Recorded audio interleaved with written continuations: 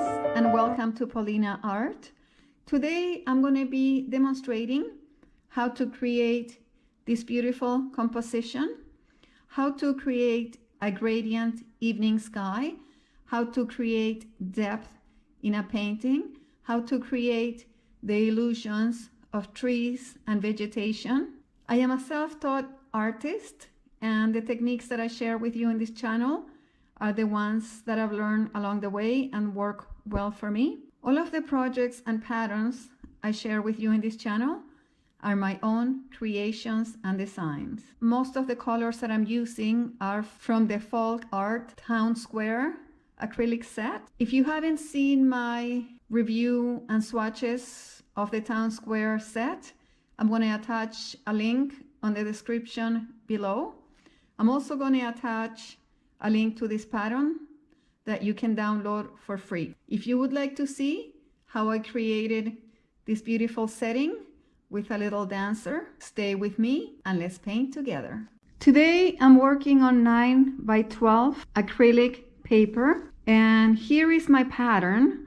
The only thing I have traced to start the painting is just the circle that is going to be the moon and my horizon line. I've also covered the circle that is going to be the moon with painter's tape. I know the exact size because for measuring on my pattern, I use the opening of my big tea mug. Yes, I have a big tea mug. And you can do the same at home. If you have a mug with a big opening, you can use that for the size of your moon. And what I do is I just put the painter's tape together and I trace the opening of my cup and I cut it the size I need to. Now the next thing we are going to do is with a large filbert brush, I'm going to apply a little bit of blending gel to the area, the back area where the sky is going to be. Just a light coat. It's going to help the paint to flow easily and I'll be able to create the gradient that I'm looking for. For this painting, I'm going to be using a lot of the colors from the Town Square acrylic set. If you haven't seen the review of the Town Square acrylic paint set, I'm going to attach a link below on the description box so you can see my review and swatches. The first colors I'm going to be using are rough iron, navy blue, and true blue. All these are from the Town Square palette. And the first color I'm going to be using is rough iron with navy blue and a bit of blending gel. And I'm going to start at the top. I want the darkest parts of the sky to be at the top. Then I'm going to move just the navy blue. I'm moving now to my true blue. And the last color I'm going to be using is ocean blue. This one is not from the Town Square palette. And I'm going to start at the bottom here.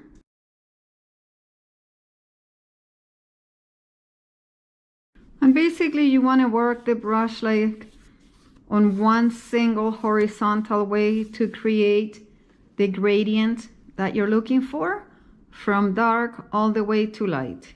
For the bottom, for the ground, I'm going to use rough iron, Pueblo, and yellow ochre, which are colors from the Town Square palette as well. And I'm also going to do a quick layer of blending gel here because I want my paint to blend nice and easy. For the area in the center, I'm going to apply yellow ochre right underneath the moon, just like that. On the sides, I'm going to add a little bit of Pueblo. Now I'm going to try to blend it a little bit with my clean brush and some blending gel. And on the ends, on each end, I'm going to put a little bit of Pueblo with rough iron. with a clean brush and lots of blending gel. Doesn't have to be perfect, but just somehow of a gradient of colors. For the sky and the ground, I used a filbert brush. A filbert brush doesn't leave ridges like a flat brush does. Once we're happy with all of this, we can let it dry for a little bit, because with the blending gel it takes a little bit longer to dry. I think I'm happy with the gradient in the sky at this point. And I'm going to remove the tape that is covering the moon. As you can see, the edges are not perfect. A little bit of the blue paint went in there, but that's okay. I'm going to use a smaller filbert brush to paint the moon. And for that, I'm going to use vintage white. This one is again from the Town Square palette. And I'm just going to try to round up a little bit the edges here, the edges of the moon. For the center of the moon, I'm just going to do large semi-circular strokes. And I'm mixing a little bit of my vintage white with the blues that I used to create the sky. And I'm just going to start adding some texture to the moon. Can use a little bit of blending gel. This paper is very dry because it's acrylic paper, and I did not prepare it with any gesso. With a Q-tip, you can dab a little bit with a little bit of paint, and then you want to blend a little bit with the brush just to create a little bit of a moon-like effect. Once we're happy with our moon, we're going to create some dark clouds going across the sky.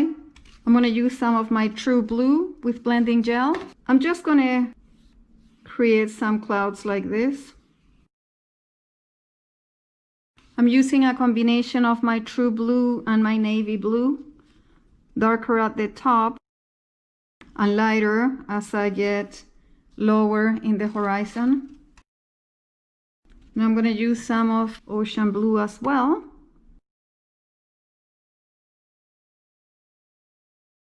Once you're happy with the moon, the sky, the clouds, you have to let it dry. We're not going to go back to that. So you have to make sure it's exactly the way you want to. Now, while all this dries, I've picked up a little bit of vintage white with blending gel, and I'm going to add some reflections of the moon right in the center here. Just like that. We're going to let all this dry, and we're going to transfer the rest of our pattern onto our background. When you use a lot of blending gel, like I've done in this painting, in order to create the gradients that I want, it takes a little bit longer to dry. And if you're impatient, like I am, you can use a blow dryer, which is what I did, to speed up the process. Now that it's nice and dry, I'm going to align my pattern. I'm basically going to align the moon in here and my horizon right there. And I'm going to safely tape my pattern onto my surface with some painter's tape. And I'm going to transfer the remaining of the elements of this composition. I'm going to transfer my ballerina and the trees on the side. My pattern has been transferred and I really like it. I can tell that this composition is going to work out really well. With a round brush, I'm going to pick up some Licorice, which is basically black. And I'm going to do these trees at the back, just pressing my brush like this.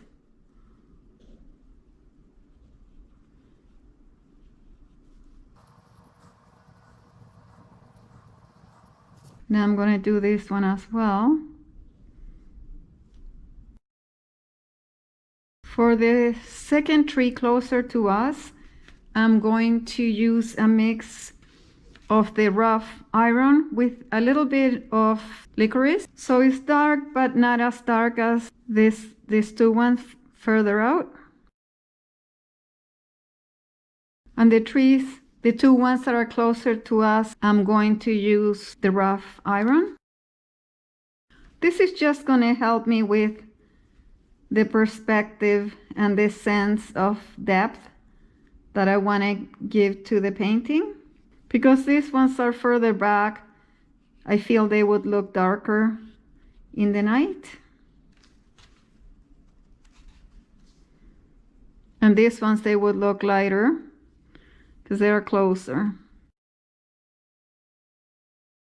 With a round brush with a little bit of a point, I'm going to create the branches using the same colors I use for the trees.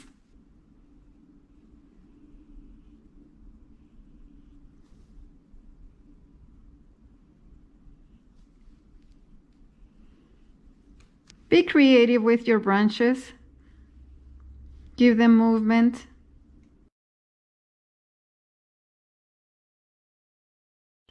With the same brush and a little bit of rough iron and Pueblo, I'm going to add some highlights. I'm going to add some highlights to the other set of trees. And I'm adding a little bit of yellow ochre to the mixture. And we're going to add some highlights to the trees at the front. Just the same way. We're pressing the brush and creating some texture. Add a little bit of Pueblo in there. I'm also going to add a little bit of linen, which is a color from the Town Square palette. And I'm going to add a touch of highlight to these trees that are at the back.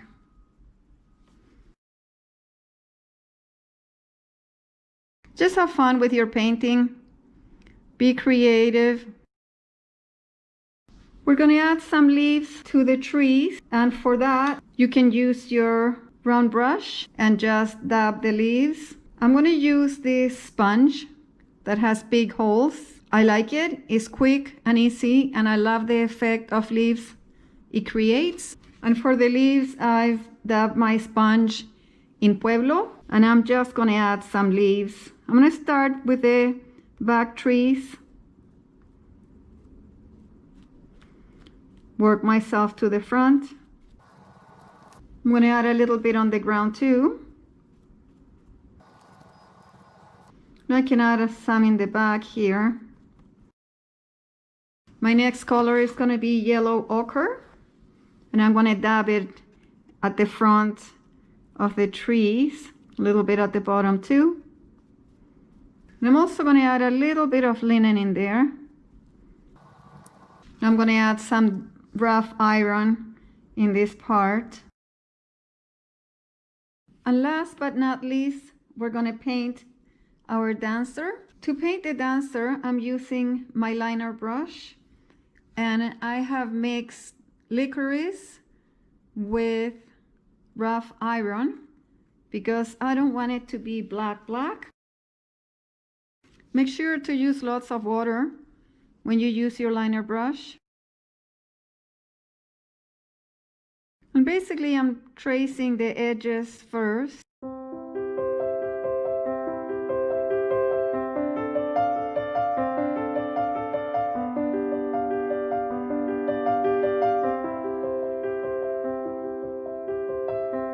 We're going to let the body dry a little bit. With a round brush, I'm going to create some shadow, and I'm using my yellow ochre with my rough iron. And I'm going to add shadows here of my ballerina.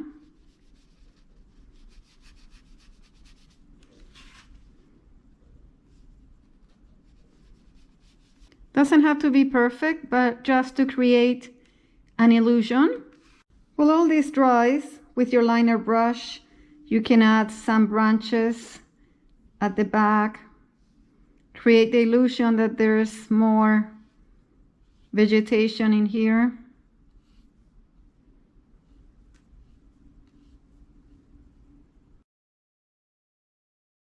To add the skirt of the dancer, I'm going to pick up a filbert brush, and I'm picking up some of the rough iron with licorice, but very dry on the brush. I want to create a see-through effect.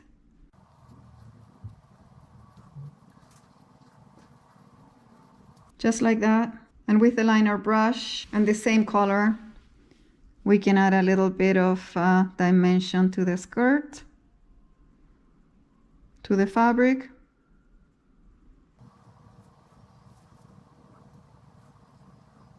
And there's our beautiful dancer finished. Okay, my friends, the painting of the dancer is done. Because this was painted on acrylic paper, I was easily able to frame it myself. I hope you enjoyed this painting. If you liked it, please give it a like, share it with your friends, and subscribe to my channel if you don't want to miss any future content from me. Thank you so much for watching, and I will see you on the next one.